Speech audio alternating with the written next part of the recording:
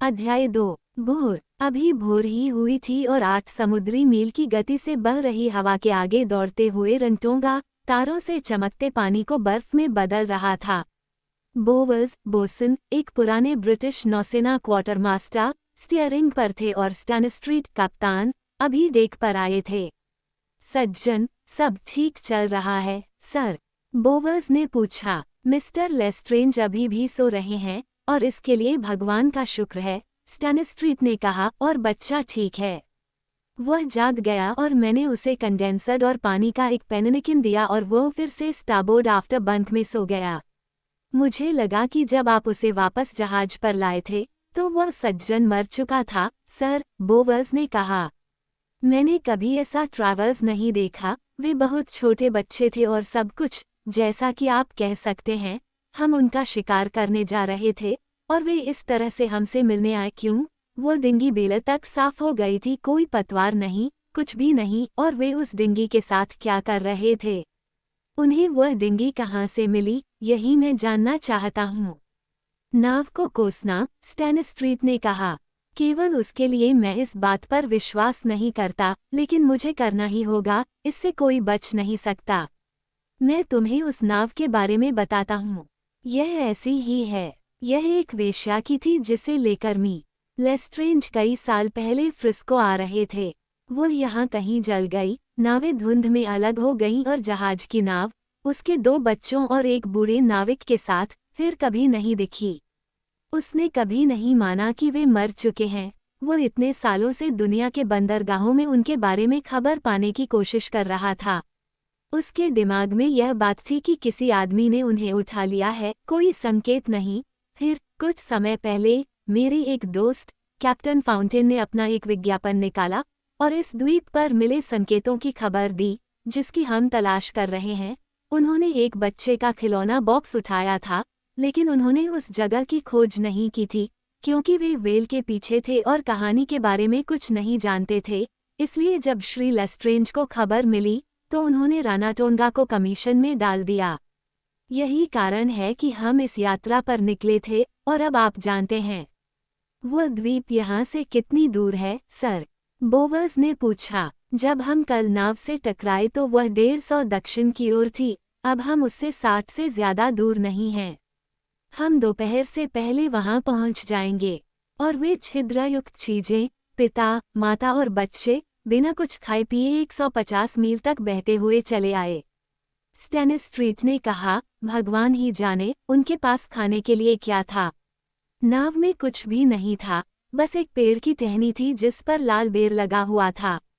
बोवर्स ने पहिया घुमाया और क्विड को अपने मुंह में डाला, और बच्चे ने उनसे बेहतर ढंग से काम संभाला। उसने कहा, मैंने पहले भी ऐसा होते देखा है। बच्चे बहुत मार काट करते हैं जब तक कि उन्हें सर्दी न लग जाए। वे दोनों उसके बच्चे नहीं थे, है न, सर? नहीं, स्टैनस्ट्रीट ने कहा। वह युवक उसका बेटा था और वह लड़की उसकी भतीजी थी। बूढ़ा क्वार्टरमास्टर एक पल के लिए चुप हो गया, जबकि पूर्व में एकाकी समुद्र के क्षितिज पर अशांत और यात्रा करने वाली सुनहरी रेखा दिखाई दे रही थी। कम पानी की धार और ब्लॉक और डोरियों की चरमराहट भोर की उस दुनिया में एकमात्र ध्वनि थी जिसके ऊपर कैनोपस और क्रॉस लुप्त हो रहे थे। वहां कोई प्रातःकालीन तट नहीं था, ऐसा कुछ भी नहीं था जो आगे बढ़ती हुई लहरों के पार सूर्य की चमक को बिगाड़ सके। दूर एक सीगल ने उसे पकड़ लिया था और बढ़ती हुई नीली आभा के विरुद्ध गुलाबी और सुनहरे पंख दिखा रहा था। बोवर्स को बिनकल कॉर्ड के अलावा कुछ नहीं दिखाई दिया। उसे अपने रास्ते से आधा भी दूर न जाने देते हुए इस बेहतरीन स्टीयरमैन का दिमाग दूर दूर तक यात्रा कर रहा था। उसने यह नहीं जानने और परवाह न करने का फैसला किया था कि रानाटोंगा कहाँ जा रहा है। उसने सोचा कि लेस्ट्रेंज अपने स्वास्थ्य की भलाई के लिए यात्रा कर रहा है। उसे भूरे रंग की आंखों वाला पतला, घबराया हुआ आदमी पसंद था, जो हमेशा हर किसी के लिए एक अच्छी बात कहता था, और अब जब उसे उसकी कहानी पता चली तो उसे उस पर दया आ गई। पूरा मामला उसके सामने साफ था। वो बहुत सालों पहले जलते हुए जहाज को देख सकता था, नावों में भागना, कोहरे में अलग होना, बच्चे किसी द्वीप पर उतरे, साथ साथ बड़े हुए, संभोग किया, और फिर किसी अज्ञात तरीके से उस बच्चे के साथ समुद्र में बह गए जो उनके द्वारा पैदा हुआ था। शायद वे मछली पकड़ रहे थे और तूफान में फंस गए थे, कौन बता सकता है। ये देखना आसान था कि पिता और उसके मृत बच्चों के बीच मुलाकात में संयोग का केवल आधा हाथ था, ये देखते हुए कि कैप्टन फाउंटेन की सूचना ने उसे ठीक उसी जगह पर पहुंचा दिया था। फिर भी ये बात बोवर्स के समुद्र से सने और कठोर मन को उसी तरह जकड़े रही जैसे आइवी किसी पुरानी दीवार को जकड़ लेती है। बोवर्स 70 के करीब थे, उनका जन्म ब्रिटेन में हुआ था।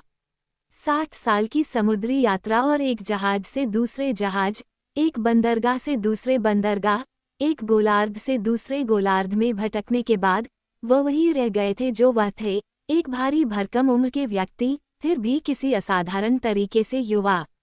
अपने पूरे जीवन में उसने कभी कमान नहीं संभाली थी या खुद को बाद के पहरे में नहीं पाया था। वह साहित्य और कला, राजनीति और इतिहास के मुख्य मस्तूल की तरह अज्ञानी था और उसने वेतन पत्र पर एक क्रॉस के साथ हस्ताक्षर किए थे। फिर भी बच्चों के भाग्य ने इस उभयचर पर शायद अधिक शिक्षित स्टैनस्ट्रीट की तुलना में अधिक गहरा प्रभाव डाला था।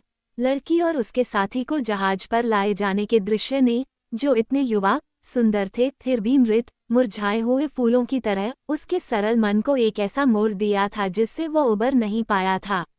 नीचे फोक्सल में जब मामले को पलटा गया और चर्चा की गई, तो नाव के बारे में उतनी ही चर्चा हुई जितनी उसमें सवार लोगों के बारे में। ये नाव कहाँ से आई थी? ये किस जहाज की थी और कौन सा जहाज दो लोगों को ऐसे बहा सकता था जिनके शरीर पर बहुत कम कपड़े थे? निश्चित रूप से यह रम का मामला था। बोवर्स ने इस चर्चा में कुछ भी योगदान नहीं दिया था। ऐसा लगता था कि उन्हें इसमें कोई दिलचस्पी नहीं थी। स्टैनस्ट्रीट ने बिन्नेकल की रोशनी को बुझा दिया। दिन अब तेज हो चुका था, हवा गुनगुनी थी, फिर भी हजारों मील दूर समुद्र से आई ताजी पालों को ऊपर उठा रही थी, समतल सूर्य की ज्वाला में सुनहरी। नीचे जाने से पहले वह क्षण भर के लिए रेलिंग के पीछे आया और खड़े होकर लहरों के भंवर को देखने लगा। लेस्ट्रेंज का ख्याल उसे परेशान कर रहा था। लेस्ट्रेंज कल से ही गहरी नींद में सो गया था, मानो प्रकृति ने उसे क्लोरोफॉर्म दे दिया हो। सच तो यह है कि उसने ऐसा किया था, लेकिन प्रकृति की क्रूरता यह है कि वो भाग्य द्वारा किए गए ऑपरेशन के दौरान नहीं, बल्कि उसके बाद एनेस्थेटिक्स का इस्तेमाल करती है। जब मनुष्य और सहन नहीं कर पाता, तो वह उसकी नाक पर स्पंज लगा देती है, ताकि वह मर न जाए और उसे और अधिक पीड़ा न झेलनी पड़े। स्टैनस्ट्रीट कुछ ऐसा ही सोच रहा था। वो एक नेकदिल आदमी था, जिसने बहुत सारी दुखद घटनाएं देखी थीं, और यह आखिरी काम उसे हद से परे लग रहा था। वो खुद से कह रहा था कि बेहतर होता कि नीचे बैठे आदमी के सिर पर रिवॉल्वर लगा दी जाती और उसे उसी तरह गोली मार दी जाती, जैसे किसी अपंग जानवर को मारते हैं। वो सच में लेस्ट्रेंज के जागने से डर रहा था। वह क्या करेगा, क्या कहेगा? क्या ये कल के भयानक दृश्य की पुनरावृत्ति होगी? रेलिंग पर झुककर उसने सुनहरे रंग के झाग पर थूका, मानो वह अपने मुंह में कड़वा स्वाद लेना चाहता हो। फिर विचार आया, क्या उसने कल से द्वीप के लिए दक्षिण की ओर बढ़ते हुए सही किया था? बच्चों द्वारा वहां छोड़े गए निशानों का लेस्ट्रेंज पर क्या प्रभाव पड़ेगा? वो ये सोच ही रहा था कि नीचे से आवाज आई। सैलून में कोई घूम रहा था और स्टैनस्ट्रीट ने दोनों हाथों से साहस बटोरा, केबिन के हैच की ओर मुड़ा और नीचे चला गया।